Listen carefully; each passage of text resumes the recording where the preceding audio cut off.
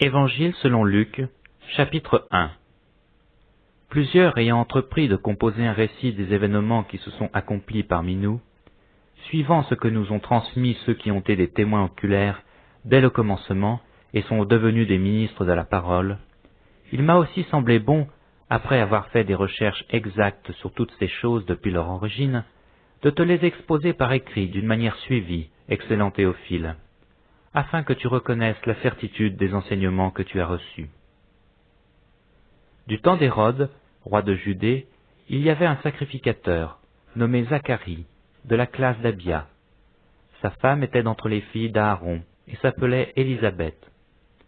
Tous deux étaient justes devant Dieu, observant d'une manière irréprochable tous les commandements et toutes les ordonnances du Seigneur. Ils n'avaient point d'enfants, parce que Élisabeth était stérile, et ils étaient l'un et l'autre avancés en âge. Or pendant qu'il s'acquittait de ses fonctions devant Dieu, selon le tour de sa classe, il fut appelé par le sort, d'après la règle du sacerdoce, à entrer dans le temple du Seigneur pour offrir le parfum. Toute la multitude du peuple était dehors en prière, à l'heure du parfum. Alors un ange du Seigneur apparut à Zacharie, et se tint debout à droite de l'autel des parfums. Zacharie fut troublé en le voyant, et la frayeur s'empara de lui. Mais l'ange lui dit, « Ne crains point, Zacharie, car ta prière a été exaucée. Ta femme Élisabeth t'enfantera un fils, et tu lui donneras le nom de Jean. Il sera pour toi un sujet de joie et d'allégresse, et plusieurs se réjouiront de sa naissance, car il sera grand devant le Seigneur. Il ne boira ni vin, ni liqueur enivrante, et il sera rempli de l'Esprit Saint dès le sang de sa mère. Il ramènera plusieurs des fils d'Israël au Seigneur leur Dieu. Il marchera devant Dieu avec l'esprit et la puissance d'Élie, pour ramener les cœurs des pères vers les enfants et les rebelles à la sagesse des justes, afin de préparer au Seigneur un peuple bien disposé. » Zacharie dit à l'ange, « À quoi reconnaîtrai-je cela, car je suis vieux, et ma femme est avancée en âge. » L'ange lui répondit, « Je suis Gabriel, je me tiens devant Dieu, j'ai été envoyé pour te parler et pour t'annoncer cette bonne nouvelle.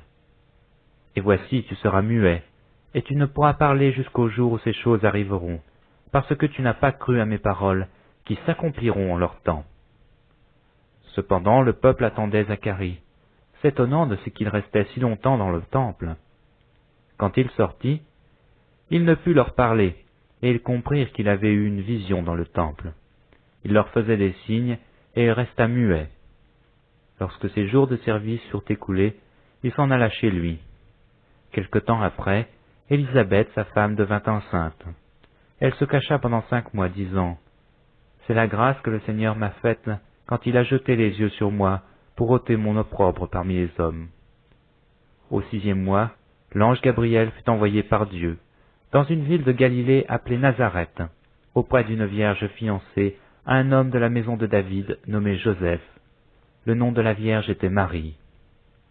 L'ange entra chez elle et dit, « Je te salue, toi à qui une grâce a été faite. Le Seigneur est avec toi. » Troublée par cette parole, Marie se demandait ce que pouvait signifier une telle salutation. L'ange lui dit, « Ne crains point, Marie, car tu as trouvé grâce devant Dieu. Et voici, tu deviendras enceinte, et tu enfanteras un fils, et tu lui donneras le nom de Jésus. Il sera grand, et il sera appelé Fils du Très-Haut, et le Seigneur Dieu lui donnera le trône de David son père.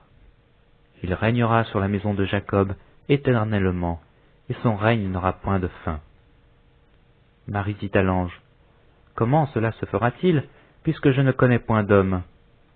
L'ange lui répondit, « Le Saint-Esprit viendra sur toi, et la puissance du Très-Haut te couvrira de son ombre. C'est pourquoi le Saint-Enfant qui naîtra de toi sera appelé Fils de Dieu. Voici Élisabeth, ta parente, a conçu elle aussi un fils en sa vieillesse. Et celle qui était appelée stérile est dans son 6e mois, car rien n'est impossible à Dieu. » Marie dit, « Je suis la servante du Seigneur, qu'il me soit fait selon ta parole. » Et l'ange la quitta. Dans ce même temps, Marie se leva et s'en alla en hâte vers les montagnes, dans une ville de Juda. Elle entra dans la maison de Zacharie et salua Élisabeth. Dès qu'Élisabeth entendit la salutation de Marie, son enfant tressaillit dans son sein, et elle fut remplie du Saint-Esprit. Elle cria d'une voix forte, « Tu es bénie entre les femmes, et le fruit de ton sein est béni. Comment m'est-il accordé que la mère de mon Seigneur vienne auprès de moi? Car voici, aussitôt que la voix de ta salutation a frappé mon oreille, l'enfant a tressailli d'allégresse dans mon sein. Heureuse celle qui a cru, parce que les choses qui lui ont été dites de la part du Seigneur auront leur accomplissement. » Et Marie dit, « Mon âme exalte le Seigneur, et mon esprit se réjouit en Dieu mon Sauveur, parce qu'il a jeté les yeux sur la bassesse de sa servante. Car voici, désormais toutes les générations me diront bienheureuse. Parce que le Tout-Puissant a fait pour moi de grandes choses, son nom est saint, et sa miséricorde s'étend d'âge en âge sur ceux qui le craignent. Il a déployé la force de son bras, il a dispersé ceux qui avaient dans le cœur des pensées orgueilleuses. Il a renversé les puissants de leur trône, et il a élevé les humbles. Il a rassasié de bien les affamés, il a envoyé les riches à vide.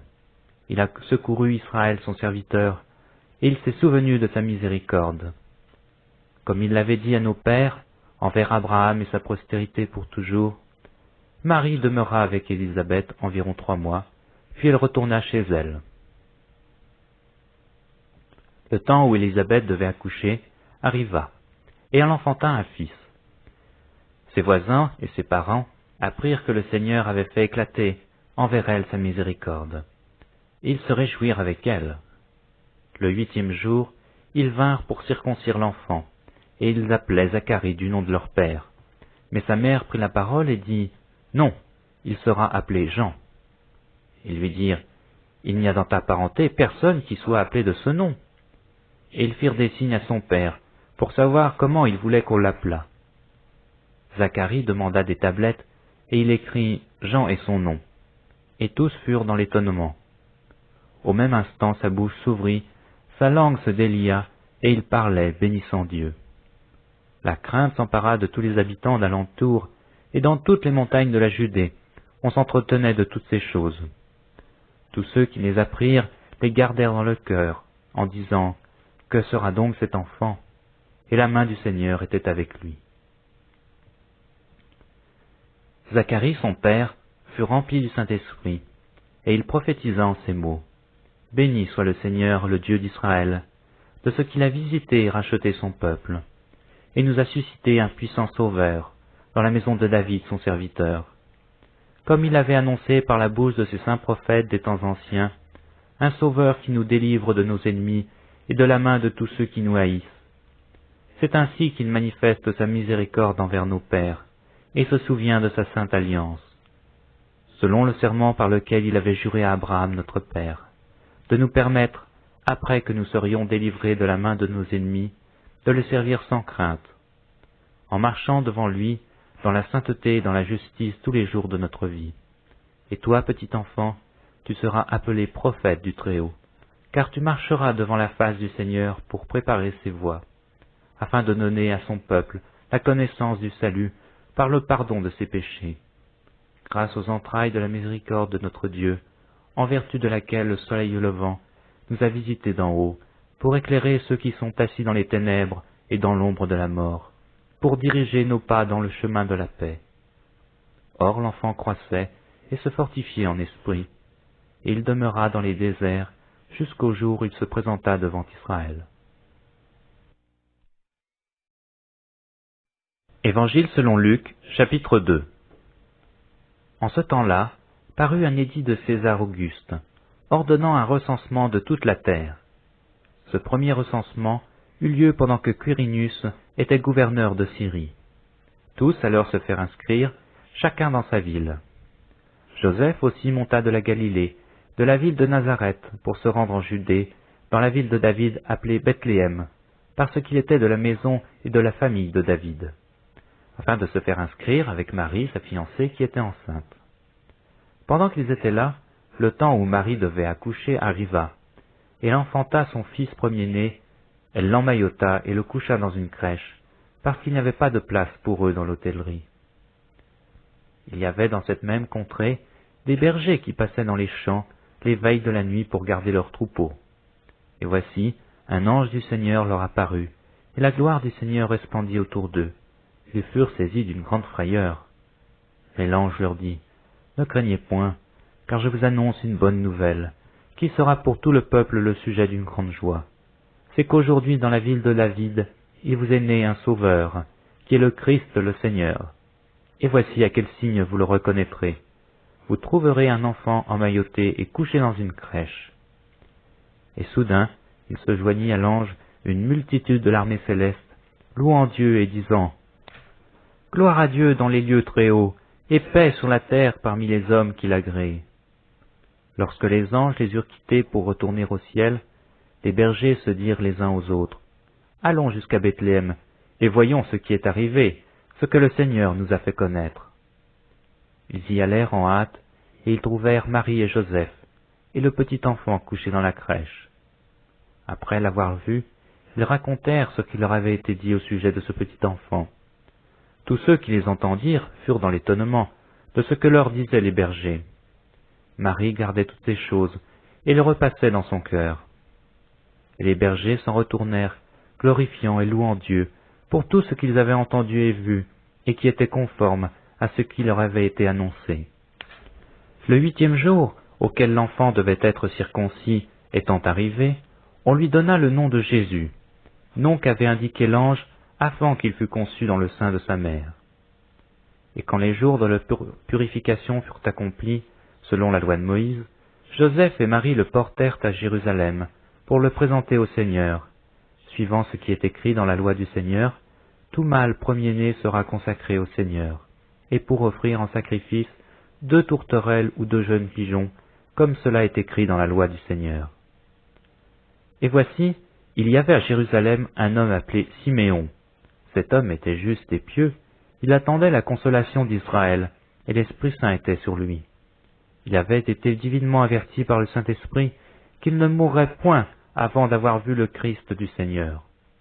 Il vint au temple, poussé par l'Esprit, et comme les parents apportaient le petit enfant Jésus pour accomplir à son égard ce qu'ordonnait la loi, il le reçut dans ses bras, bénit Dieu et dit, « Maintenant, Seigneur, tu laisses ton serviteur s'en aller en paix selon ta parole, car mes yeux ont vu ton salut, salut que tu as préparé devant tous les peuples, lumière pour éclairer les nations, et gloire d'Israël ton peuple. » Son père et sa mère étaient dans l'admiration des choses qu'on en disait de lui. Siméon les bénit et dit à Marie sa mère, « Voici, cet enfant est destiné à mener la chute et le relèvement de plusieurs en Israël, et à devenir un signe qui provoquera la contradiction. Et à toi-même, une épée te transpercera l'âme, afin que les pensées de beaucoup de cœurs soient dévoilées. » Il y avait aussi une prophétesse, Anne, fille de Phanuel, de la tribu d'Azer. Elle était fort avancée en âge, et elle avait vécu 7 ans avec son mari depuis sa virginité. Restée veuve et âgée de 84 ans, elle ne quittait pas le temple, et elle servait Dieu nuit et jour dans le jeûne et dans la prière. Étant survenue elle aussi à cette même heure, elle louait Dieu, et elle parlait de Jésus à tous ceux qui attendaient la délivrance de Jérusalem. Lorsqu'ils eurent accompli tout ce qu'ordonnait la loi du Seigneur, Joseph et Marie retournèrent en Galilée, à Nazareth, leur ville. Or l'enfant croissait et se fortifiait. Il était rempli de sagesse et la grâce de Dieu était sur lui. Les parents de Jésus allaient chaque année à Jérusalem à la fête de la Pâque. Lorsqu'il fut âgé de 12 ans, ils y montèrent selon la coutume de la fête. Puis quand les jours furent écoulés et qu'ils s'en retournèrent, l'enfant Jésus resta à Jérusalem. Son père et sa mère ne s'en aperçurent pas. Croyant qu'il était avec leurs compagnons de voyage, ils firent une journée de chemin et le cherchèrent parmi leurs parents et leurs connaissances. Mais ne l'ayant pas trouvé, ils retournèrent à Jérusalem pour le chercher. Au bout de 3 jours, ils le trouvèrent dans le temple, assis au milieu des docteurs, les écoutant et les interrogeant. Tous ceux qui l'entendaient étaient frappés de son intelligence et de ses réponses. Quand ses parents le virent, ils furent saisis d'étonnement, et sa mère lui dit, « Mon enfant, pourquoi as-tu agi de la sorte avec nous? Voici, ton père et moi, nous te cherchions avec angoisse. » Il leur dit, « Pourquoi me cherchiez-vous? Ne saviez-vous pas qu'il faut que je m'occupe des affaires de mon père » Mais ils ne comprirent pas ce qu'il disait. Puis il descendit avec eux pour aller à Nazareth, et il leur était soumis. Sa mère gardait toutes ces choses en son cœur. Et Jésus croissait en sagesse, en stature et en grâce, devant Dieu et devant les hommes.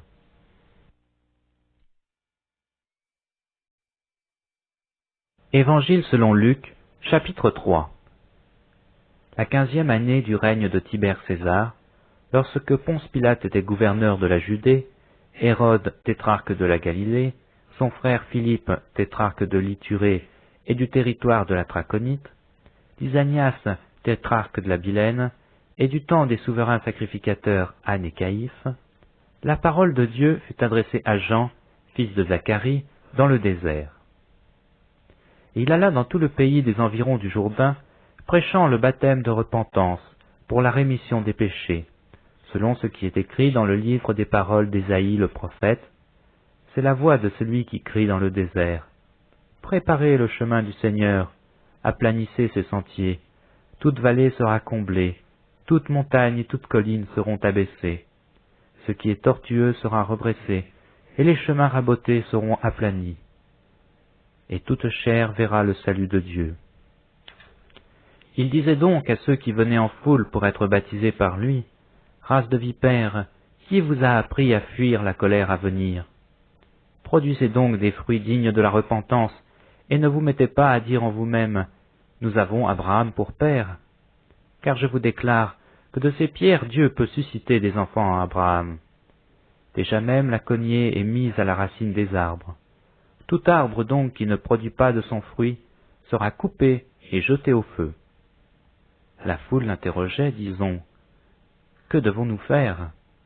Il leur répondit, « Que celui qui a 2 tuniques partage avec celui qui n'en a point, et que celui qui a de quoi manger agisse de même. » Il vint aussi des publicains pour être baptisés, et lui dirent, « Maître, que devons-nous faire ?»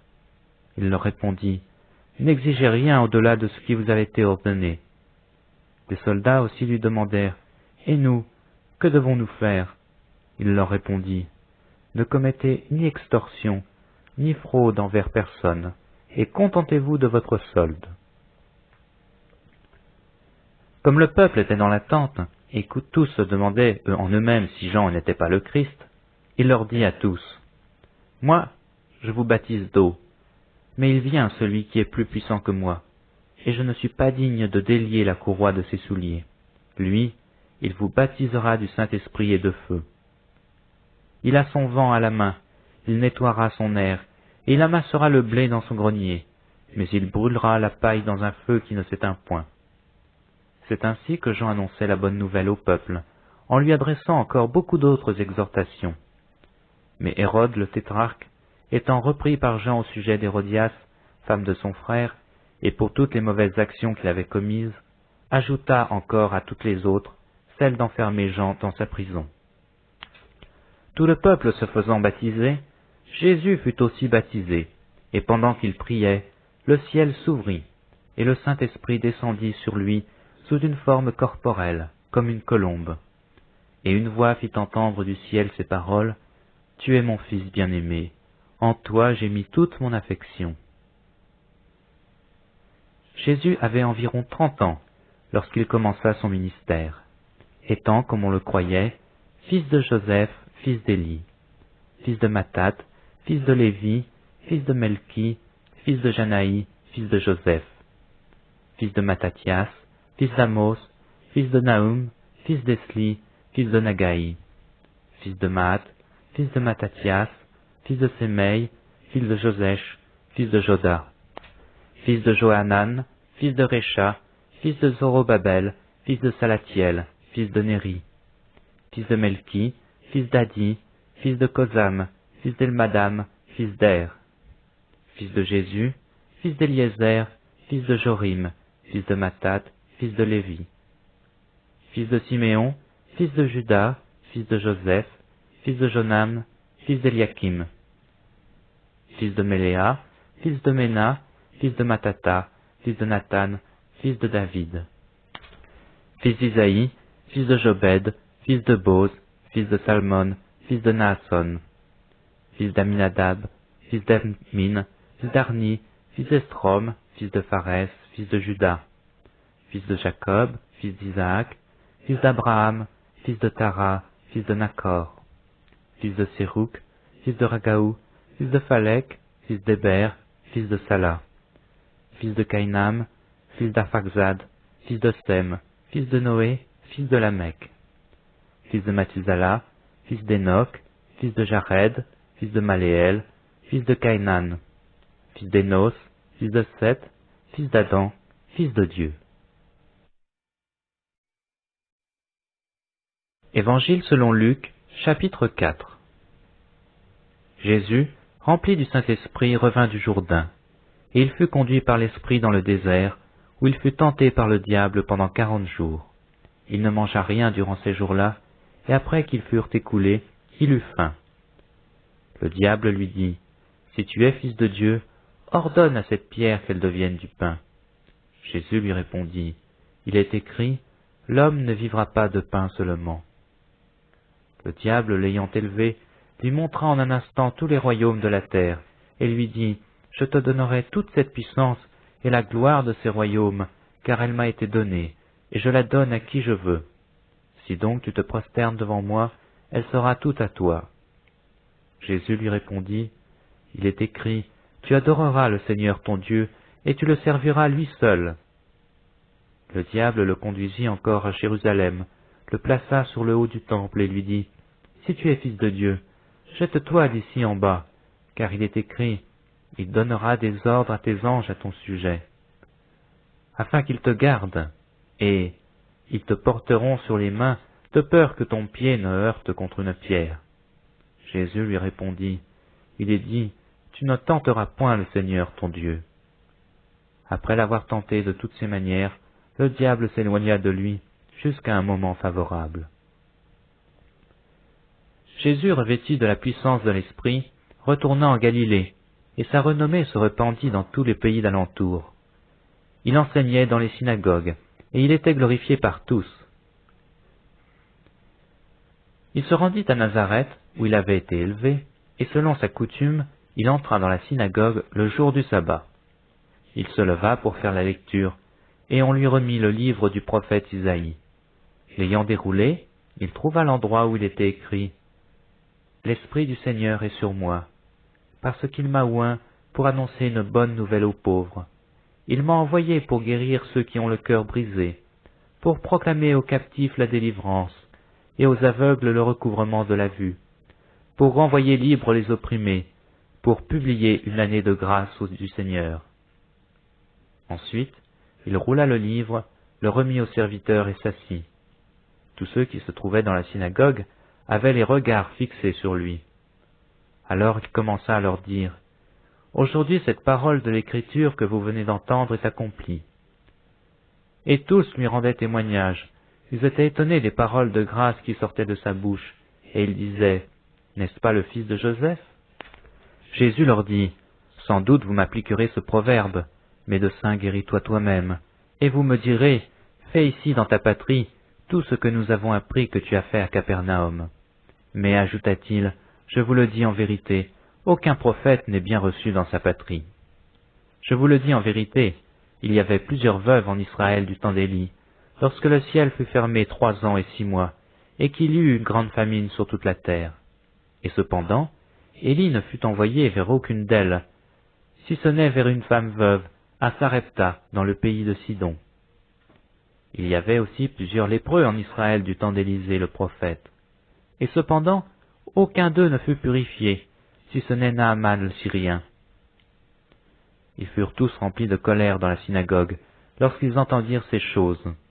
Et s'étant levés, ils le chassèrent de la ville, et le menèrent jusqu'au sommet de la montagne sur laquelle leur ville était bâtie, afin de le précipiter en bas. Mais Jésus, passant au milieu d'eux, s'en alla.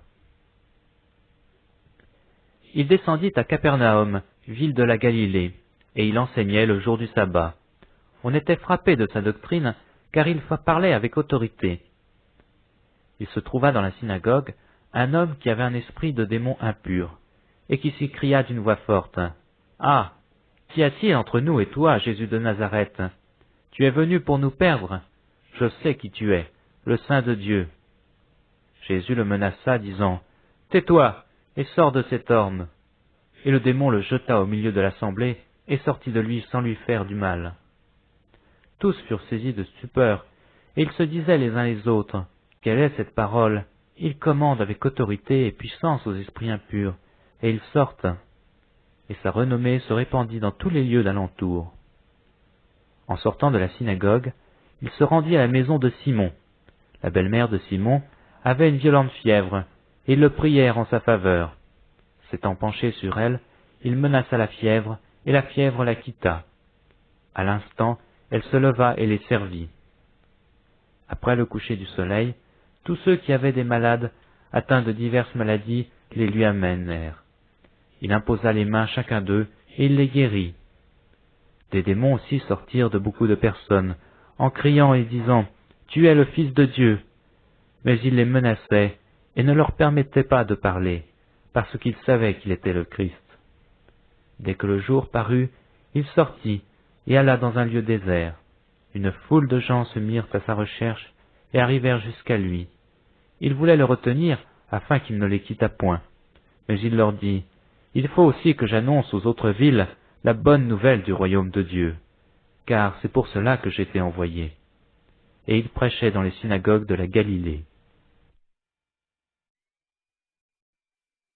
Évangile selon Luc, chapitre 5.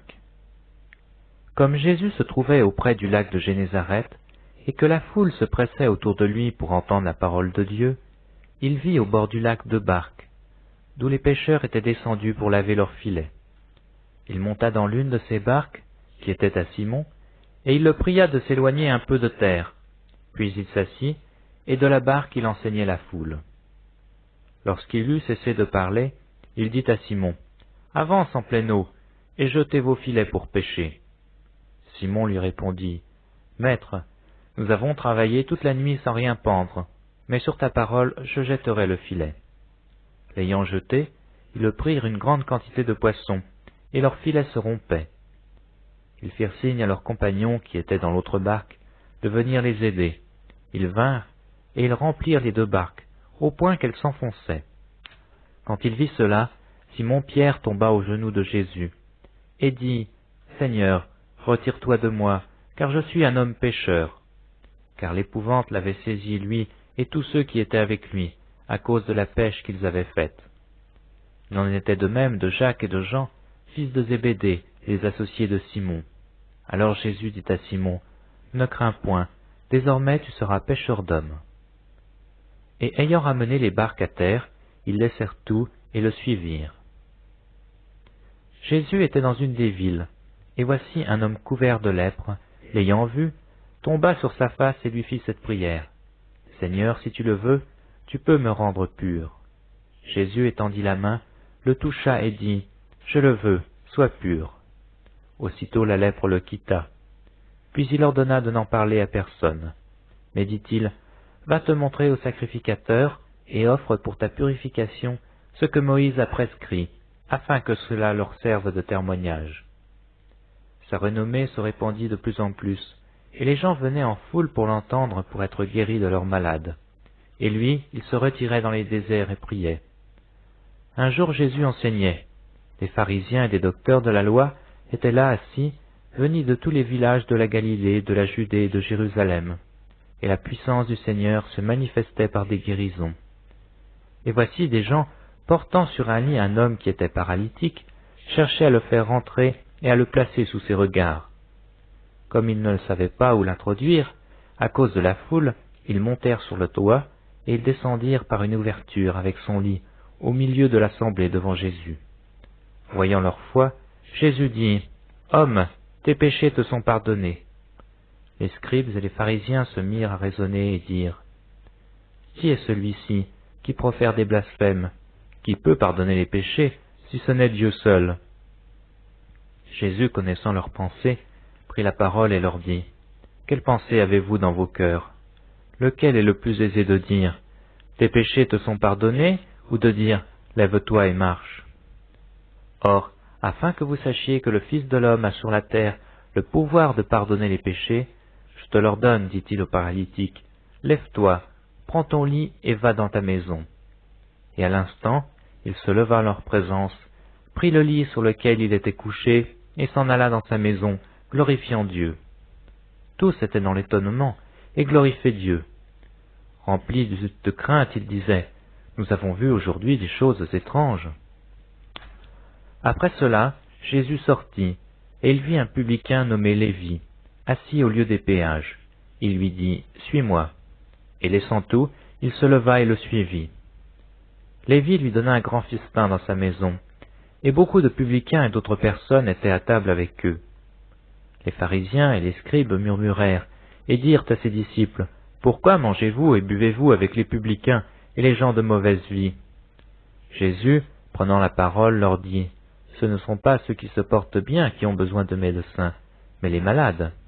Je ne suis pas venu appeler à la repentance des justes, mais des pécheurs. » Ils lui dirent, « Les disciples de Jean, comme ceux des pharisiens, jeûnent fréquemment et font des prières, tandis que les tiens mangent et boivent. » Il leur répondit, « Pouvez-vous faire jeûner les amis de l'époux pendant que l'époux est avec eux? Les jours viendront où l'époux leur sera enlevé, alors ils jeûneront ces jours-là. » Il leur dit aussi une parabole. « Personne ne déchire d'un habit neuf un morceau pour le mettre à un vieil habit. Autrement il déchire l'habit neuf, et le morceau qu'il en a pris n'assortit pas au vieux. Et personne ne met du vin nouveau dans de vieilles outres. Autrement le vin nouveau fait rompre les outres, il se répand, et les outres sont perdues. Mais il faut mettre le vin nouveau dans des outres neuves. Et personne, après avoir bu du vin vieux, ne veut du nouveau, car il dit, le vieux est bon. » Évangile selon Luc, chapitre 6.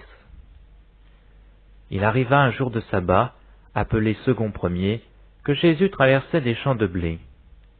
Ses disciples arrachaient des épis et les mangeaient, après les avoir froissés dans leurs mains. Quelques pharisiens leur dirent, « Pourquoi faites-vous ce qu'il n'est pas permis de faire pendant le sabbat ?» Jésus leur répondit, « N'avez-vous pas lu ce que fit David lorsqu'il eut faim, lui et ceux qui étaient avec lui? Comment il entra dans la maison de Dieu, prit les pains de proposition, en mangea, et en donna à ceux qui étaient avec lui, bien qu'il ne soit permis qu'aux sacrificateurs de les manger. Et il leur dit, « Le Fils de l'homme est maître même du sabbat. » Il arriva un autre jour de sabbat, que Jésus entra dans la synagogue, et qu'il enseignait. Il s'y trouva un homme dont la main droite était sèche. Les scribes et les pharisiens observaient Jésus, pour voir s'il ferait une guérison le jour du sabbat. C'était afin d'avoir sujet de l'accuser. Mais il connaissait leurs pensées, et il dit à l'homme qui avait la main sèche, « Lève-toi, et tiens-toi là au milieu. » Il se leva, et se tint au debout. Et Jésus leur dit, « Je vous demande s'il est permis, le jour du sabbat, de faire du bien ou de faire du mal, de sauver une personne ou de la tuer. » Alors, promenant ses regards sur eux tous, il dit à l'homme, « Étends ta main. » Il le fit, et sa main fut guérie. Ils furent remplis de fureur, et ils se consultèrent ce qu'ils feraient à Jésus. En ce temps-là, Jésus se rendit sur la montagne pour prier, et il passa toute la nuit à prier Dieu. Quand le jour parut, il appela ses disciples, et il en choisit 12, auxquels il donna le nom d'apôtres. Simon, qu'il nomma Pierre, André son frère, Jacques, Jean, Philippe, Barthélemy, Matthieu, Thomas, Jacques, fils d'Alphée, Simon appelé le Zélote, Jude, fils de Jacques, et Judas Iscariote, qui devint traître. Il descendit avec eux et s'arrêta sur un plateau où se trouvait une foule de ses disciples et une multitude de peuple de toute la Judée, de Jérusalem et de la contrée maritime de Tyr et de Sidon. Ils étaient venus pour l'entendre et pour être guéris de leur maladie. Ceux qui étaient tourmentés par des esprits impurs étaient guéris, et toute la foule cherchait à le toucher, parce qu'une force sortait de lui et les guérissait tous. Alors Jésus, levant les yeux sur ses disciples, dit, « Heureux vous qui êtes pauvres, car le royaume des dieux est à vous. Heureux vous qui avez faim, maintenant, car vous serez rassasiés. Heureux vous qui pleurez maintenant, car vous serez dans la joie. Heureux serez-vous lorsque les hommes vous haïront, lorsqu'on vous chassera, vous outragera, et qu'on rejettera votre nom comme infâme à cause du Fils de l'homme. Réjouissez-vous en ce jour-là, et tressaillez d'allégresse, parce que votre récompense sera grande dans le ciel, car c'est ainsi que leur Père traitait les prophètes. Mais malheur à vous, riches, car vous avez votre consolation. Malheur à vous qui êtes rassasiés, car vous aurez faim. Malheur à vous qui riez maintenant, car vous serez dans le deuil et dans les larmes. Malheur lorsque tous les hommes diront du bien de vous, car c'est ainsi qu'ils agissaient, leur Père, à l'égard des faux prophètes. Mais je vous dis à vous qui m'écoutez, aimez vos ennemis, faites du bien à ceux qui vous haïssent, bénissez qui vous maudissent, priez pour ceux qui vous maltraitent. Si quelqu'un te frappe sur une joue, présente-lui aussi l'autre. Si quelqu'un prend ton manteau, ne l'empêche pas de prendre encore ta tunique. Donne à quiconque te demande, et ne réclame pas ton bien à celui qui s'en empare. Ce que vous voulez que les hommes fassent pour vous, faites-le de même pour eux. Si vous aimez ceux qui vous aiment, quel gré vous en sera-t-on? Les pécheurs aussi aiment ceux qui les aiment. Si vous faites du bien à ceux qui vous font du bien, quel gré vous en sera-t-on? Les pécheurs aussi agissent de même. Et si vous prêtez à ceux qui vous espérez recevoir, quel gré vous en sera-t-on? Les pécheurs aussi prêtent aux pécheurs, afin de recevoir l'appareil. Mais aimez vos ennemis, faites du bien, et prêtez sans rien espérer, et votre récompense sera grande, et vous serez fils du Très-Haut, car il est bon pour les ingrats et pour les méchants. Soyez donc miséricordieux, comme votre Père est miséricordieux. Ne jugez point, et vous ne serez point jugés. Ne condamnez point, et vous ne serez point condamnés. Absolvez, et vous serez absous. Donnez, et il vous sera donné. On versera dans votre sein une bonne mesure, serrée, secouée et qui déborde. Car on vous mesurera avec la mesure dont vous vous serez servis. Il leur dit aussi cette parabole. Un aveugle peut-il conduire un aveugle? Ne tomberont-ils pas tous deux dans une fosse? Le disciple n'est pas plus que le maître, mais tout disciple accompli sera comme son maître. Pourquoi vois-tu la paille qui est dans l'œil de ton frère, et n'aperçois-tu pas la poutre qui est dans ton œil? Ou comment peux-tu dire à ton frère, « Frère, laisse-moi ôter la paille qui est dans ton œil, toi qui ne vois pas la poutre qui est dans le tien ?» Hypocrite, ôte premièrement la poutre de ton œil, et alors tu verras comment ôter la paille qui est dans l'œil de ton frère. Ce n'est pas un bon arbre qui porte du mauvais fruit, ni un mauvais arbre qui porte du bon fruit. Car chaque arbre se connaît à son fruit. On ne cueille pas des figues sur les épines, et l'on ne vendange pas des raisins sur des ronces. L'homme bon tire de bonnes choses du bon trésor de son cœur, et le méchant tire de mauvaises choses de son mauvais trésor, car c'est de l'abondance du cœur que la bouche parle. Pourquoi m'appelez-vous Seigneur, Seigneur, et ne faites-vous pas ce que je dis? Je vous montrerai à qui est semblable tout homme qui vient à moi, entend mes paroles et les met en pratique. Il est semblable à un homme qui, bâtissant une maison, a creusé bien avant, et a posé le fondement sur le roc. Une inondation est venue, et le torrent s'est jeté contre cette maison, sans pouvoir l'ébranler, parce qu'elle était bien bâtie. Mais celui qui entend et ne met pas en pratique est semblable à un homme qui a bâti une maison sur la terre, sans fondement. Le torrent s'est jeté contre elle, aussitôt elle est tombée, et la ruine de cette maison a été grande.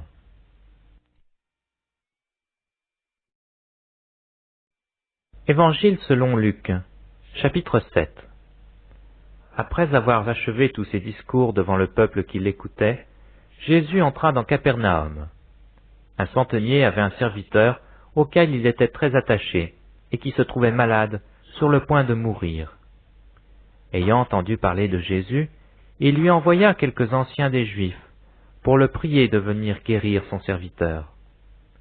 Ils arrivèrent auprès de Jésus, et lui adressèrent d'instantes supplications, disant, « Il mérite que tu lui accordes cela, car il aime notre nation, et c'est lui qui a bâti notre synagogue. » Jésus étant allé avec eux, n'était guère éloigné de la maison, quand le centenier envoya des amis pour lui dire, « Seigneur, ne prends pas tant de peine, car je ne suis pas digne que tu entres sous mon toit. C'est aussi pour cela que je ne suis pas cru digne d'aller en personne vers toi. Mais dis un mot, et mon serviteur sera guéri. Car moi, qui suis soumis à des supérieurs, j'ai des soldats sous mes ordres, et je dis à l'un, va, et il va, à l'autre, viens, et il vient, et à mon serviteur, fais cela, et il le fait. Lorsque Jésus entendit ces paroles, il admira le centenier, et se tournant vers la foule qui le suivait, il dit, je vous le dis, même en Israël je n'ai pas trouvé une aussi grande foi. De retour à la maison, les gens envoyés par le centenier trouvèrent guéri le serviteur qui avait été malade. Le jour suivant, Jésus alla dans une ville appelée Naïn. Ses disciples et une grande foule faisaient route avec lui. Lorsqu'il fut près de la porte de la ville, voici, on portait en terre un mort, fils unique de sa mère qui était veuve. Et il y avait avec elle beaucoup de gens de la ville. Le Seigneur, l'ayant vue, fut ému de compassion pour elle, et lui dit, « Ne pleure pas. » Il s'approcha et toucha le cercueil. Ceux qui le portaient s'arrêtèrent. Il dit, « Jeune homme, je te le dis, lève-toi. » Et le mort s'assit et se mit à parler. Jésus le rendit à sa mère. Tous furent saisis de crainte, et ils glorifiaient Dieu, disant, « Un grand prophète apparut parmi nous, et Dieu a visité son peuple. » Cette parole sur Jésus se répandit dans toute la Judée et dans tout le pays d'alentour. Jean fut informé de toutes ces choses par ses disciples. Il en appela 2 et les envoya vers Jésus pour lui dire, « Es-tu celui qui doit venir, ou devons-nous en attendre un autre ?» Arrivés près de Jésus, ils dirent, « Jean-Baptiste nous a envoyés vers toi pour dire, « Es-tu celui qui doit venir, ou devons-nous en attendre un autre ?» À l'heure même, Jésus guérit plusieurs personnes de maladies, d'infirmités et d'esprits malins, et il rendit la vue à plusieurs aveugles. Et il leur répondit, « Allez rapporter à Jean ce que vous avez vu et entendu. Les aveugles voient, les boiteux marchent, les lépreux sont purifiés, les sourds entendent, les morts ressuscitent, la bonne nouvelle est annoncée aux pauvres. Heureux celui pour qui je ne serai pas une occasion de chute. » Lorsque les envoyés de Jean furent partis, Jésus se mit à dire à la foule au sujet de Jean, « Qu'êtes-vous allé voir au désert? Un roseau agité par le vent? Mais qu'êtes-vous allé voir? Un homme vêtu d'habits précieux? Voici, ceux qui portent des habits magnifiques et qui vivent dans les délices sont dans les maisons des rois. Qu'êtes-vous donc allé voir? Un prophète? Oui, vous dis-je, et plus qu'un prophète. C'est celui dont il est écrit, « Voici, j'envoie mon messager devant ta face, pour préparer ton chemin devant toi. » Je vous le dis, parmi ceux qui sont nés de femmes, il n'y en a point de plus grand que Jean. Cependant, le plus petit dans le royaume de Dieu est plus grand que lui. Et tout le peuple qui l'a entendu, et même les publicains, ont justifié Dieu en se faisant baptiser du baptême de Jean. Mais les pharisiens et les docteurs de la loi, en ne se faisant pas baptiser par lui, ont rendu nul à leur égard le dessein de Dieu. À qui donc comparerai-je les hommes de cette génération, et à qui ressemblent-ils? Ils ressemblent aux enfants assis dans la place publique, et qui, se parlant les uns aux autres, disent « Nous avons joué de la flûte, et vous n'avez pas dansé. Nous vous avons chanté des complaintes, et vous n'avez pas pleuré. » Car Jean-Baptiste est venu, ne mangeant pas de pain, et ne buvant pas de vin, et vous dites « Il a un démon. » Le Fils de l'homme est venu, mangeant et buvant, et vous dites « C'est un mangeur et un buveur, un ami des publicains et des gens de mauvaise vie. » Mais la sagesse a été justifiée par tous ses enfants. Un pharisien pria Jésus de manger avec lui. Jésus entra dans la maison du pharisien et se mit à table. Et voici une femme pécheresse qui se trouvait dans la ville, ayant su qu'il était à table dans la maison du pharisien, apporta un vase d'albâtre plein de parfums, et se tint derrière, aux pieds de Jésus. Elle pleurait, et bientôt elle les mouilla de ses larmes, puis les essuya avec ses cheveux, les baisa et les oignit de parfum. Le pharisien qui l'avait invité, voyant cela, dit en lui-même, « Si cet homme était prophète, il connaîtrait Qui et de quelle espèce est la femme qui le touche? Il connaîtrait que c'est une pécheresse. Jésus prit la parole et lui dit, « Simon, j'ai quelque chose à te dire. »« Maître, parle, répondit-il. » Un créancier avait 2 débiteurs. L'un devait 500 deniers et l'autre 50. Comme il n'avait pas de quoi payer, il leur remit à tous 2 leurs dettes. Lequel l'aimera le plus? Simon répondit, « Celui, je pense, auquel il a le plus remis. » Jésus lui dit, « Tu as bien jugé. » Puis se tournant vers la femme, il dit à Simon, « Vois-tu cette femme? Je suis entré dans ta maison, et tu ne m'as point donné d'eau pour me laver les pieds. Mais elle les a mouillés de ses larmes, et elle les a essuyés de ses cheveux. Tu ne m'as point donné de baiser, mais elle, depuis que je suis entré, elle n'a point cessé de me baiser les pieds. Tu n'as point versé d'huile sur ma tête, mais elle a versé du parfum sur mes pieds. C'est pourquoi je te le dis, ses nombreux péchés lui ont été pardonnés, car elle a beaucoup aimé. Mais celui à qui on pardonne peu, aime peu. Et il dit à la femme, tes péchés te sont pardonnés. Ceux qui étaient à table avec lui se mirent à dire en eux-mêmes, qui est celui qui pardonne même les péchés? Mais Jésus dit à la femme, ta foi t'a sauvée, va en paix. Évangile selon Luc, chapitre 8. Ensuite Jésus allait de ville en ville et de village en village, prêchant et annonçant la bonne nouvelle du royaume de Dieu. Les 12 étaient avec lui, et quelques femmes qui avaient été guéries d'esprits malins et de maladies. Marie, dite de Magdala, de laquelle étaient sortis 7 démons. Jeanne, femme de Chouza, intendant d'Hérode. Suzanne et plusieurs autres, qui l'assistaient de leurs biens. Une grande foule s'était assemblée, et des gens étant venus de diverses villes auprès de lui. Il dit cette parabole. Un semeur sortit pour semer sa semence. Comme il semait, une partie de la semence tomba le long du chemin. Elle fut foulée aux pieds, et les oiseaux du ciel la mangèrent. Une autre partie tomba sur le roc, et quand elle fut levée, elle sécha, parce qu'elle n'avait point d'humidité. Une autre partie tomba au milieu des épines. Les épines crurent avec elle, et l'étouffèrent. Une autre partie tomba dans la bonne terre. Quand elle fut levée, elle donna du fruit au centuple. Après avoir ainsi parlé, Jésus dit à haute voix, « Que celui qui a des oreilles pour entendre, entende !» Ses disciples lui demandèrent ce que signifiait cette parabole. Il répondit, « Il vous a été donné de connaître les mystères du royaume de Dieu. Mais pour les autres, cela leur est dit en parabole, afin qu'en voyant, ils ne voient point, et qu'en entendant, ils ne comprennent point. Voici ce que signifie cette parabole. La semence, c'est la parole de Dieu. Ceux qui sont le long du chemin, ce sont ceux qui entendent. Puis le diable vient et enlève de leur cœur la parole, de peur qu'ils ne croient et soient sauvés. Ceux qui sont sur le roc, ce sont ceux qui, lorsqu'ils entendent la parole, la reçoivent avec joie. Mais ils n'ont point de racines, ils croient pour un temps, et ils succombent au moment de la tentation. Ce qui est tombé parmi les épines, ce sont ceux qui, ayant entendu la parole, s'en vont, et la laissent étouffer par les soucis, les richesses et les plaisirs de la vie. Et ils ne portent point de fruits qui viennent à la maturité. Ce qui est tombé dans la bonne terre, ce sont ceux qui, ayant entendu la parole, avec un cœur honnête et bon, la retiennent et portent du fruit avec persévérance. Personne, après avoir allumé une lampe, ne la couvre d'un vase ou ne la met sous un lit, mais il la met sur un chandelier, afin que ceux qui entrent voient la lumière. Car il n'est rien de caché qui ne doive être découvert, rien de secret qui ne doive être connu et mis au jour.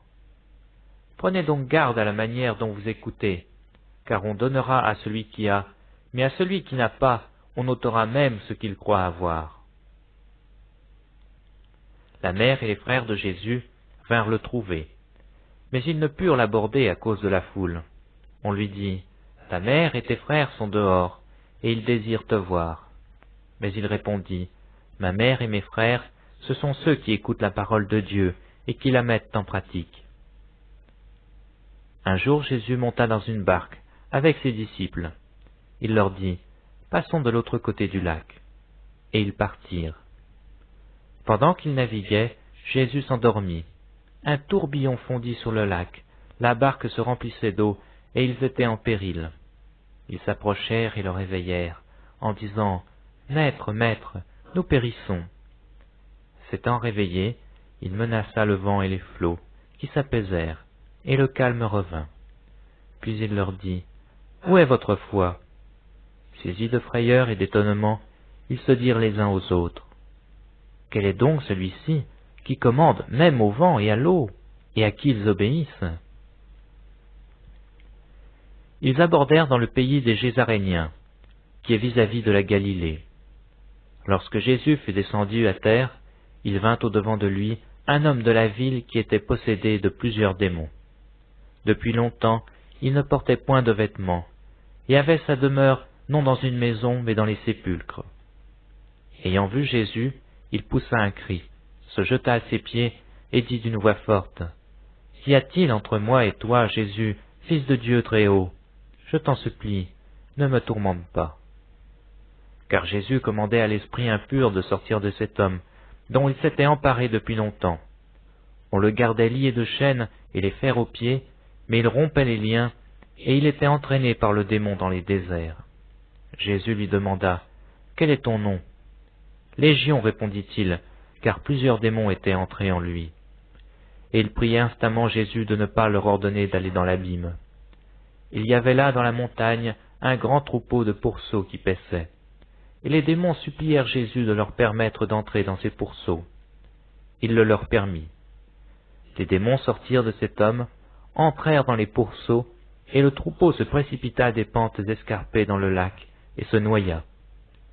Ceux qui les faisaient paître, voyant ce qui était arrivé, s'enfuirent et répandirent la nouvelle dans la ville et dans les campagnes. Les gens allèrent voir ce qui était arrivé. Ils vinrent auprès de Jésus, et ils trouvèrent l'homme de qui étaient sortis les démons, assis à ses pieds, vêtu, et dans son bon sens. Ils furent saisis de frayeur. Ceux qui avaient vu ce qui s'était passé leur racontèrent comment le démoniaque avait été guéri. Tous les habitants du pays des Gésaréniens prièrent Jésus de s'éloigner d'eux, car ils étaient saisis d'une grande crainte. Jésus monta dans la barque et s'en retourna. L'homme de qui étaient sortis les démons lui demandait la permission de rester avec lui. Mais Jésus le renvoya en disant, « Retourne dans ta maison et raconte tout ce que Dieu t'a fait. » Il s'en alla et publia par toute la ville tout ce que Jésus avait fait pour lui. À son retour, Jésus fut reçu par la foule, car tous l'attendaient. Et voici, il vint un homme nommé Jaïrus, qui était chef de la synagogue. Il se jeta à ses pieds et le supplia d'entrer dans sa maison, parce qu'il avait une fille unique d'environ 12 ans qui se mourait. Pendant que Jésus y allait, il était pressé par la foule. Or il y avait une femme atteinte d'une perte de sang depuis 12 ans, et qui avait dépensé tout son bien pour les médecins, sans qu'aucun eût pu la guérir. Elle s'approcha par derrière et toucha le bord du vêtement de Jésus. Au même instant, la perte de sang s'arrêta. Et Jésus dit, « Qui m'a touché ?» Comme tous s'en défendaient, Pierre et ceux qui étaient avec lui dirent, « Maître, la foule t'entoure et te presse, et tu dis, qui m'a touché ?» Mais Jésus répondit, « Quelqu'un m'a touché, car j'ai connu qu'une force était sortie de moi. » La femme, se voyant découverte, vint toute tremblante se jeter à ses pieds, et déclara devant tout le peuple pourquoi elle l'avait touché, et comment elle avait été guérie à l'instant. Jésus lui dit, « Ma fille, ta foi t'a sauvée, va en paix. » Comme il parlait encore, survint de chez le chef de la synagogue quelqu'un disant, « Ta fille est morte, n'importune pas le maître. » Mais Jésus, ayant entendu cela, dit au chef de la synagogue, « Ne crains pas, crois seulement, et elle sera sauvée. » Lorsqu'il fut arrivé à la maison, il ne permit à personne d'entrer avec lui, si ce n'est à Pierre, à Jean et à Jacques, et au père et à la mère de l'enfant. Tous pleuraient et se lamentaient sur elle. Alors Jésus dit, « Ne pleurez pas, elle n'est pas morte, mais elle dort. » Et il se moquait de lui, sachant qu'elle était morte. Mais il la saisit par la main et dit d'une voix forte, « Enfant, Lève-toi. Et son esprit revint en elle, et à l'instant elle se leva, et Jésus ordonna qu'on lui donnât à manger. Les parents de la jeune fille furent dans l'étonnement, et il leur recommanda de ne dire à personne ce qui était arrivé.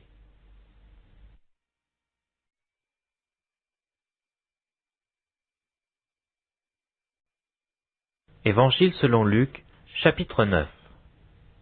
Jésus, ayant assemblé les 12, leur donna force et pouvoir sur les démons, avec la puissance de guérir les maladies.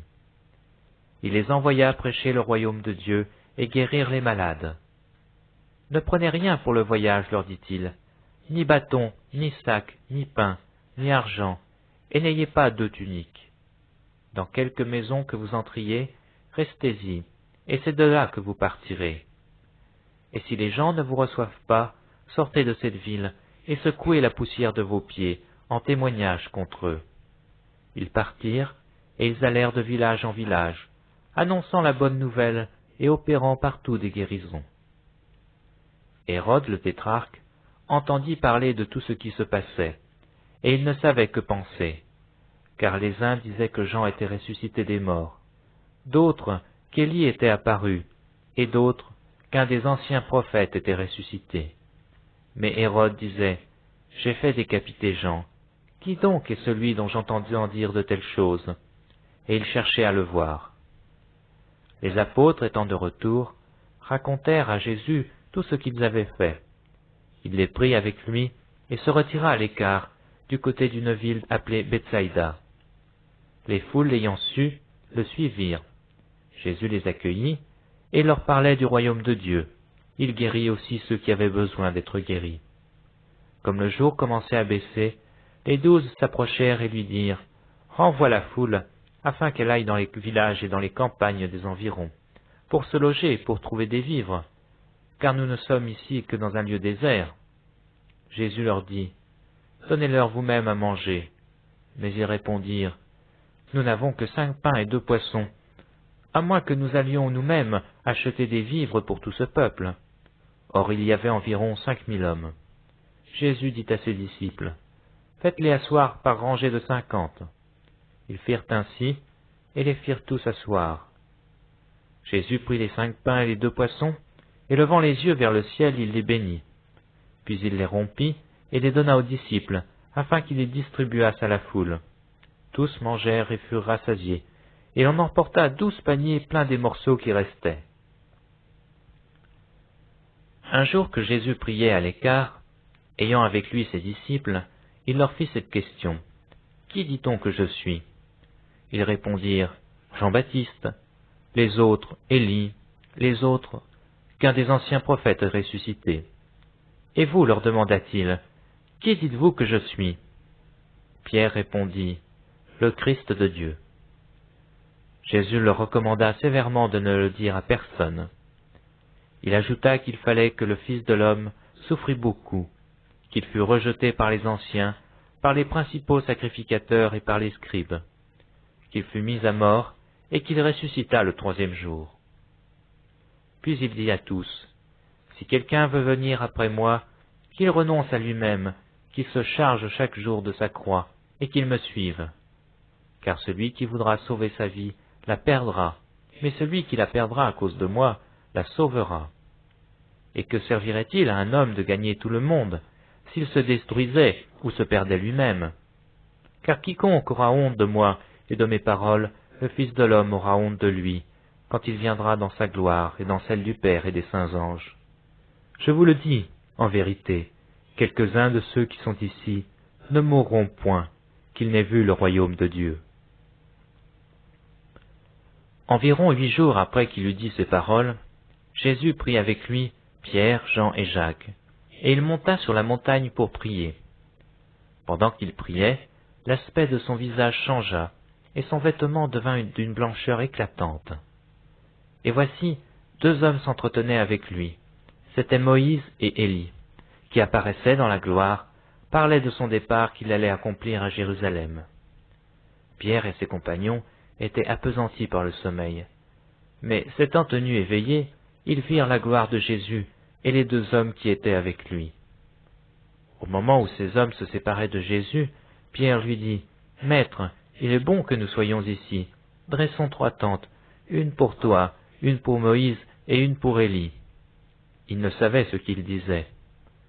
Comme il parlait ainsi, une nuée vint les couvrir, et les disciples furent saisis de frayeur en les voyant entrer dans la nuée.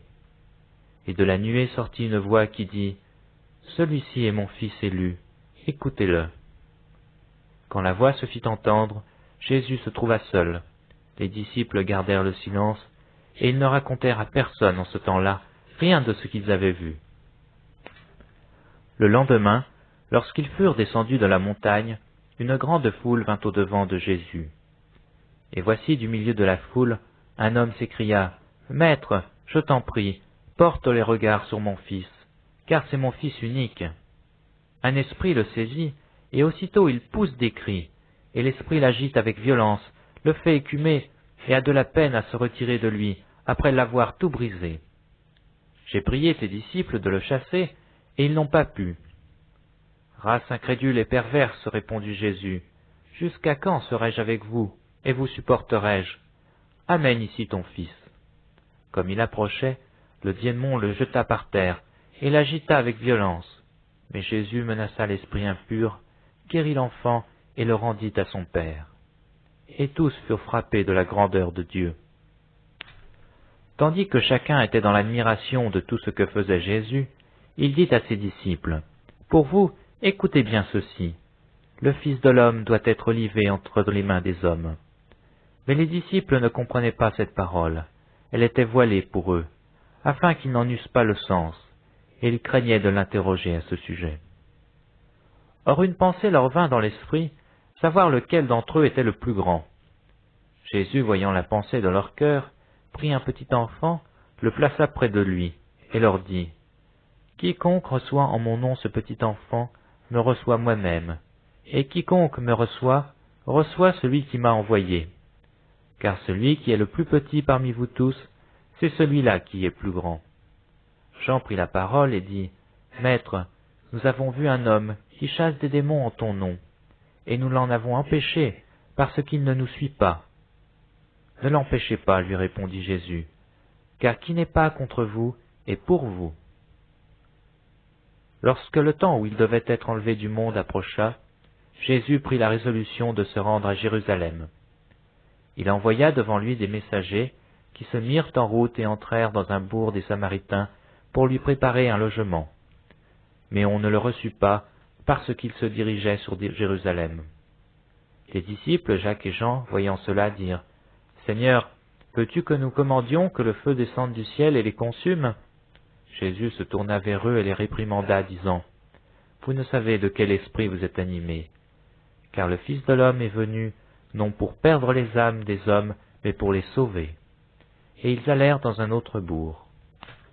Pendant qu'ils étaient en chemin, un homme lui dit, « Seigneur, je te suivrai partout où tu iras. » Jésus lui répondit, « Les renards ont des tanières, et les oiseaux du ciel ont des nids, mais le Fils de l'homme n'a pas où reposer sa tête. » Il dit à un autre, « Suis-moi. » Et il répondit, « Seigneur, permets-moi d'abord d'aller ensevelir mon Père. » Mais Jésus lui dit, « Laisse les morts ensevelir leurs morts, et toi, va annoncer le royaume de Dieu. » Un autre dit, « Je te suivrai, Seigneur, mais permets-moi d'aller d'abord prendre congé de ceux de ma maison. » Jésus lui répondit, « Quiconque met la main à la charrue et regarde en arrière n'est pas propre au royaume de Dieu. » Évangile selon Luc, chapitre 10. Après cela, le Seigneur désigna encore 70 autres disciples, et il les envoya 2 à 2 devant lui, dans toutes les villes et dans tous les lieux où lui-même devait aller. Il leur dit, « La moisson est grande, mais il y a peu d'ouvriers. Priez donc le maître de la moisson d'envoyer des ouvriers dans sa moisson.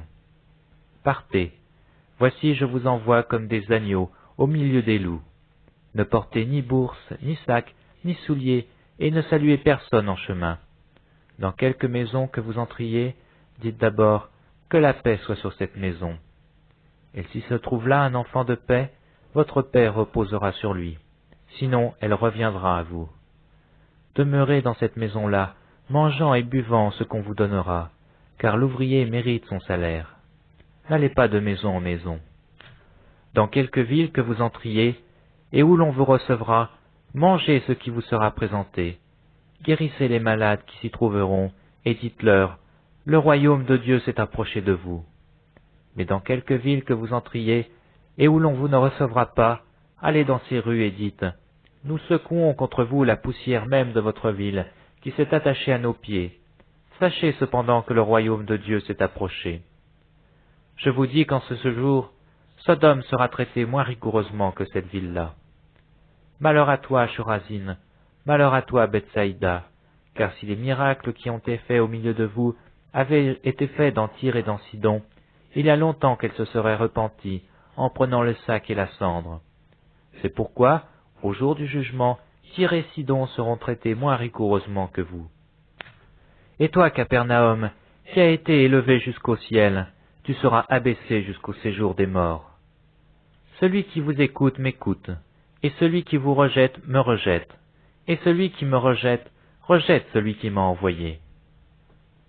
Les 70 revinrent avec joie, disant, « Seigneur, les démons même nous ont soumis en ton nom. » Jésus leur dit, « Je voyais Satan tomber du ciel comme un éclair. Voici, je vous ai donné le pouvoir de marcher sur les serpents et sur les scorpions, et sur toute la puissance de l'ennemi, et rien ne pourra vous nuire. Cependant, ne vous réjouissez pas de ce que les esprits vous sont soumis, mais réjouissez-vous de ce que vos noms soient écrits dans les cieux. » En ce moment même, Jésus tressaillit de joie par le Saint-Esprit, et il dit, « Je te loue, Père Seigneur du ciel et de la terre, de ce que tu as caché ces choses aux sages et aux intelligents, et de ce que tu les as révélées aux enfants. Oui, Père, je te loue de ce que tu l'as voulu ainsi. Toutes choses m'ont été données par mon Père, et personne ne connaît qui est le Fils, si ce n'est le Père, ni qui est le Père, si ce n'est le Fils, et celui à qui le Fils veut le révéler. » En se tournant vers les disciples, il leur dit en particulier, « Heureux les yeux qui voient ce que vous voyez, car je vous dis que beaucoup de prophètes et de rois ont désiré voir ce que vous voyez, et ne l'ont pas vu, entendre ce que vous entendez, et ne l'ont pas entendu. » Un docteur de la loi se leva et dit à Jésus pour l'éprouver, « Maître, que dois-je faire pour hériter la vie éternelle ?» Jésus lui dit, « Qu'est-il écrit dans la loi? Qui lis-tu » Il répondit, « Tu aimeras le Seigneur ton Dieu de tout ton cœur, de toute ton âme, de toute ta force et de toute ta pensée, et ton prochain comme toi-même. » « Tu as bien répondu, lui dit Jésus, fais cela et tu vivras. » Mais lui, voulant se justifier, dit à Jésus, « Et qui est mon prochain ?» Jésus reprit la parole et dit, « Un homme descendait de Jérusalem à Jéricho. Il tomba au milieu des brigands qui le dépouillèrent, le chargèrent de coups et s'en allèrent, le laissant à demi-mort. Un sacrificateur, qui par hasard descendait par le même chemin, ayant vu cet homme, passa outre. Un lévite, qui arriva aussi dans ce lieu, l'ayant vu, passa outre. Mais un Samaritain qui voyageait, étant venu là, fut ému de compassion lorsqu'il le vit. Il s'approcha et banda ses plaies, et en y versant de l'huile et du vin. Puis il le mit sur sa propre monture, le conduisit à une hôtellerie et prit soin de lui. Le lendemain, il tira 2 deniers, les donna à l'hôte et dit, « Aie soin de lui, et ce que tu dépenseras de plus, je te le rendrai à mon retour. » Lequel de ces 3 te semble avoir été le prochain de celui qui était tombé au milieu des brigands? C'est celui qui a exercé la miséricorde envers lui, répondit le docteur de la loi. Et Jésus lui dit, va, et toi, fais de même. Comme Jésus était en chemin avec ses disciples, il entra dans un village, et une femme nommée Marthe le reçut dans sa maison. Elle avait une sœur nommée Marie, qui s'étant assise aux pieds du Seigneur, écoutait sa parole. Marthe, occupée à divers soins domestiques, survint et dit, « Seigneur, cela ne te fait-il rien que ma sœur me laisse seule pour servir? Dis-lui donc de m'aider. » Le Seigneur lui répondit, « Marthe, Marthe, tu t'inquiètes et tu t'agites pour beaucoup de choses. Une seule chose est nécessaire. Marie a choisi la bonne part, qui ne lui sera point ôtée. »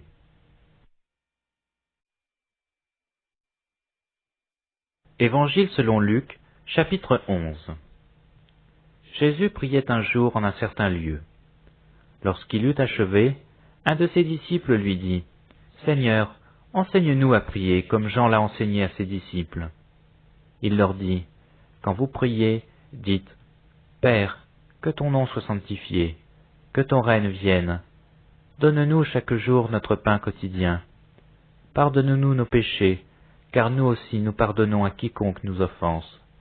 Et nous induis pas en tentation. » Il leur dit encore, « Si l'un de vous a un ami, et qu'il aille le trouver au milieu de la nuit pour lui dire, « Ami, prête-moi 3 points, car un de mes amis est arrivé de voyage chez moi, et je n'ai rien à lui offrir. » Et si de l'intérieur de sa maison cet ami lui répond, « Ne m'importune pas, la porte est déjà fermée, mes enfants et moi nous sommes au lit. Je ne puis me lever pour te donner des pains. » Je vous le dis, quand même il ne se lèverait pas pour les lui donner parce que c'est son ami, il se lèverait à cause de son importunité, et lui donnerait tout ce dont il a besoin. Et moi je vous dis, demandez, et l'on vous donnera. Cherchez, et vous trouverez. Frappez, et l'on vous ouvrira. Car quiconque demande reçoit, celui qui cherche trouve, et l'on ouvre à celui qui frappe. Quel est parmi vous le père qui donnera une pierre à son fils, s'il lui demande du pain? Ou s'il demande un poisson, lui donnera-t-il un serpent au lieu d'un poisson? Ou bien s'il demande un œuf, lui donnera-t-il un scorpion? Si donc, méchants comme vous l'êtes, vous savez donner de bonnes choses à vos enfants, à combien plus forte raison le Père céleste donnera-t-il le Saint-Esprit à ceux qui le lui demandent? Jésus chassa un démon qui était muet. Lorsque le démon fut sorti, le muet parla, et la foule fut dans l'admiration. Mais quelques-uns dirent, « C'est par Belzéboul, le prince des démons, qu'il chasse les démons. » Et d'autres, pour l'éprouver, lui demandèrent un signe venant du ciel. Comme Jésus connaissait leurs pensées, il leur dit, « Tout royaume divisé contre lui-même est dévasté, et une maison s'écroule sur une autre. Si donc Satan est divisé contre lui-même, comment son royaume subsistera-t-il, puisque vous dites que je chasse les démons par Belzéboul? Et si moi je chasse les démons par Belzéboul, vos fils, par qui les chassent-ils? C'est pourquoi ils seront eux-mêmes vos juges. Mais si c'est par le doigt de Dieu que je chasse les démons, le royaume de Dieu est donc venu vers vous. Lorsqu'un homme fort et bien armé garde sa maison, ce qu'il possède est en sûreté. Mais si un plus fort que lui survient et le dompte, il lui enlève toutes les armes dans lesquelles il se confiait, et il distribue ses dépouilles. Celui qui n'est pas avec moi est contre moi, et celui qui n'assemble pas avec moi disperse. Lorsque l'esprit impur est sorti d'un homme, il va dans des lieux arides pour chercher du repos. N'en trouvant point, il dit, « Je retournerai dans ma maison où je suis sorti. » Et quand il arrive, il la trouve balayée et ornée. Alors il s'en va, il prend 7 autres esprits plus méchants que lui, ils entrent dans la maison, s'y établissent, et la condition de cet homme est pire que la première. Tandis que Jésus parlait ainsi, une femme, élevant la voix du milieu de la foule, lui dit, « Heureux le sein qui t'a porté, heureuses les mamelles qui t'ont allaité. » Et il répondit, « Heureux plutôt ceux qui écoutent la parole de Dieu et qui la gardent. » Comme le peuple s'amassait en foule, il se mit à dire, « Cette génération est une génération méchante. Elle demande un miracle. Il ne lui sera donné d'autre miracle que celui de Jonas. Car de même que Jonas fut un signe pour les Ninivites, de même le Fils de l'homme en sera un pour cette génération. La reine du Midi se lèvera au jour du jugement avec les hommes de cette génération et les condamnera, parce qu'elle vint des extrémités de la terre pour entendre la sagesse de Salomon. Et voici, il y a ici plus que Salomon. Les hommes de Ninive se lèveront au jour du jugement avec cette génération et la condamneront, parce qu'ils se repentirent à la prédication de Jonas. Et voici, il y a ici plus que Jonas. Personne n'allume une lampe pour la mettre dans un lieu caché ou sous le boisseau, mais on la met sur le chandelier, afin que ceux qui entrent voient la lumière. Ton œil est la lampe de ton corps. Lorsque ton œil est en bon état, tout ton corps est éclairé. Mais lorsque ton œil est en mauvais état, ton corps est dans les ténèbres. Prends donc garde que la lumière qui est en toi ne soit ténèbres. Si donc tout ton corps est éclairé, n'ayant aucune partie dans les ténèbres, il sera entièrement éclairé, comme lorsque la lampe t'éclaire de sa lumière. Pendant que Jésus parlait, un pharisien le pria de dîner chez lui. Il entra et se mit à table. Le pharisien vit avec étonnement qu'il ne s'était pas lavé avant le repas. Mais le Seigneur lui dit, « Vous, pharisiens, vous nettoyez le dehors de la coupe et du plat, et votre intérieur est plein de rapine et de méchanceté. Insensé, celui qui a fait le dehors n'a-t-il pas fait aussi le dedans? Donnez plutôt en aumône ce qui est dedans, et voici toutes choses seront pures pour vous. Mais malheur à vous, pharisiens, parce que vous payez la dîme de la menthe, de la rue et de toutes les herbes, et que vous négligez la justice et l'amour de Dieu. C'est là ce qu'il fallait pratiquer, sans omettre les autres choses. Malheur à vous, pharisiens, parce que vous aimez les premiers sièges dans les synagogues et les salutations dans les places publiques. Malheur à vous, parce que vous êtes comme les sépulcres, qui ne paraissent pas, et sur lesquels on marche sans le savoir. Un des docteurs de la loi prit la parole et lui dit, « Maître, en parlant de la sorte, c'est aussi nous que tu outrages. » Et Jésus répondit, « Malheur à vous aussi, docteurs de la loi, parce que vous chargez les hommes de fardeaux difficiles à porter, et que vous n'y touchez même pas vous-même de l'un de vos doigts. Malheur à vous, parce que vous bâtissez les tombeaux des prophètes que vos pères ont tués. Vous rendez donc témoignage aux œuvres de vos pères, et vous les approuvez, car eux ils ont tué les prophètes, et vous, vous bâtissez leurs tombeaux. C'est pourquoi la sagesse de Dieu a dit, « Je leur enverrai des prophètes et des apôtres, ils tueront les uns et persécuteront les autres, afin qu'il soit demandé compte à cette génération du sang de tous les prophètes qui a été répandu depuis la création du monde, depuis le sang d'Abel jusqu'au sang de Zacharie, tué entre l'autel et le temple. Oui, je vous le dis, il en sera demandé compte à cette génération. Malheur à vous, docteurs de la loi, parce que vous avez enlevé la clé de la science. Vous n'êtes pas entrés vous-même, et vous avez empêché d'entrer ceux qui le voulaient. » Mais quand il fut sorti de là, les scribes et les pharisiens commencèrent à le presser violemment, et à le faire parler sur beaucoup de choses, lui tendant des pièges pour surprendre quelques paroles sorties de sa bouche. Évangile selon Luc, chapitre 12. Sur ces entrefaites, les gens s'étant rassemblés par milliers, au point de se fouler les uns les autres, Jésus se mit à dire à ses disciples, « Avant tout, gardez-vous du levain des pharisiens, qui est de l'hypocrisie. Il n'y a rien de caché qui ne doive être découvert, ni de secret qui ne doive être connu. C'est pourquoi tout ce que vous aurez dit dans les ténèbres sera entendu dans la lumière, et tout ce que vous aurez dit à l'oreille dans les chambres sera prêché sur les toits. Je vous dis, à vous qui êtes mes amis, ne craignez pas ceux qui tuent le corps, et qui après cela ne peuvent rien faire de plus. Je vous montrerai qui vous devez craindre. Craignez celui qui, après avoir tué, a le pouvoir de jeter dans la géhenne. Oui, je vous le dis, c'est lui que vous devez craindre. Ne vend-on pas 5 passereaux pour 2 sous? Cependant, pas un d'eux n'est oublié devant Dieu.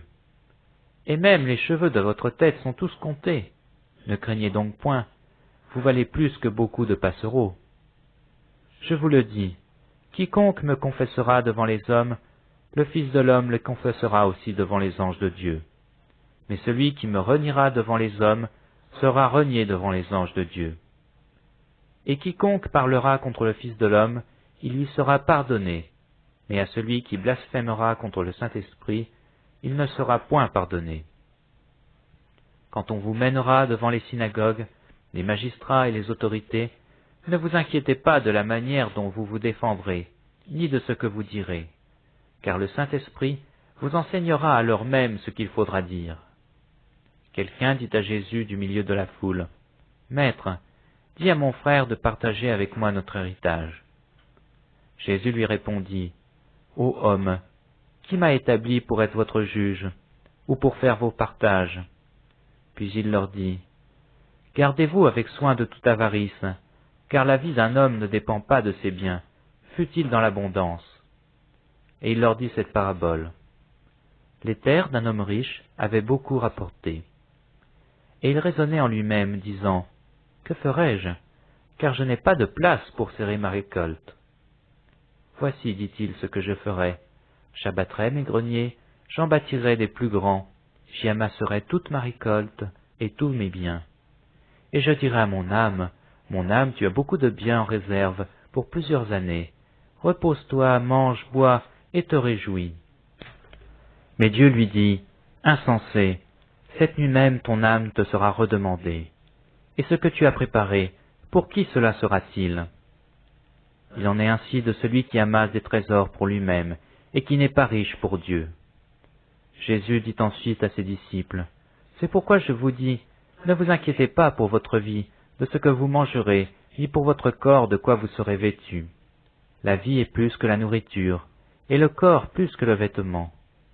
Considérez les corbeaux, ils ne sèment ni ne moissonnent, ils n'ont ni cellier ni grenier, et Dieu les nourrit.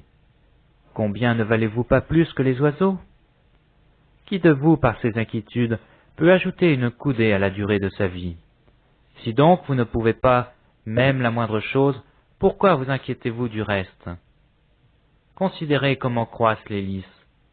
Ils ne travaillent ni ne filent. Cependant, je vous dis que Salomon même, dans toute sa gloire, n'a pas été vêtu comme l'un d'eux.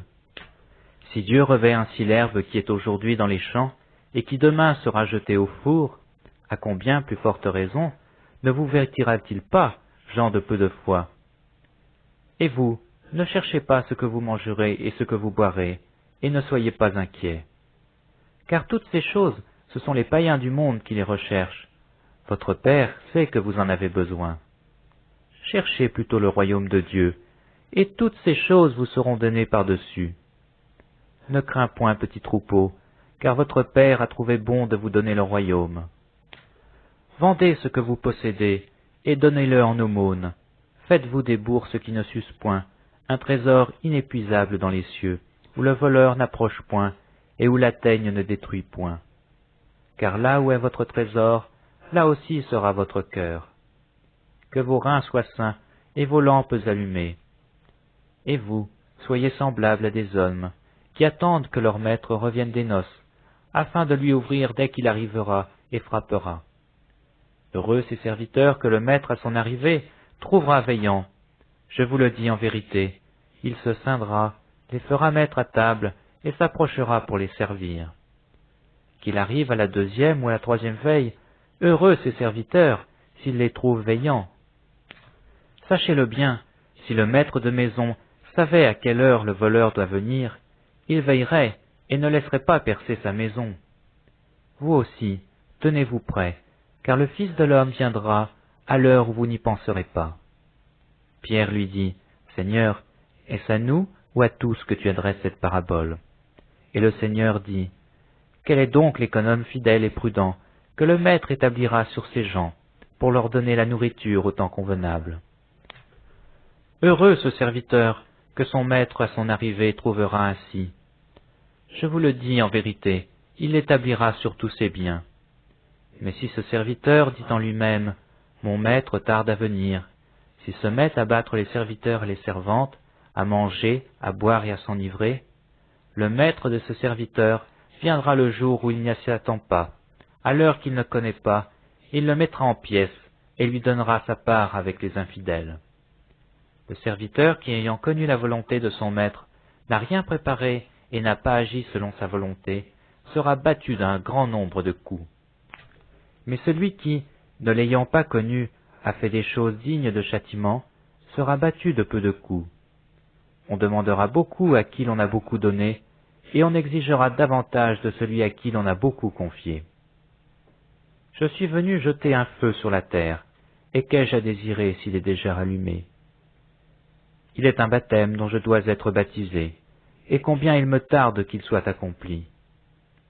Pensez-vous que je sois venu apporter la paix sur la terre? Non, vous dis-je, mais la division. Car désormais, 5 dans une maison seront divisés, 3 contre 2 et 2 contre 3.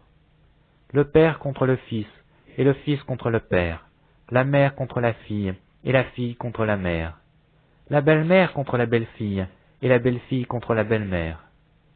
Il dit encore aux foules, quand vous voyez un nuage se lever à l'Occident, vous dites aussitôt, la pluie vient, et il arrive ainsi. Et quand vous voyez souffler le vent du midi, vous dites, il fera chaud, et cela arrive. Hypocrite, vous savez discerner l'aspect de la terre et du ciel, et comment ne discernez-vous pas ce temps-ci?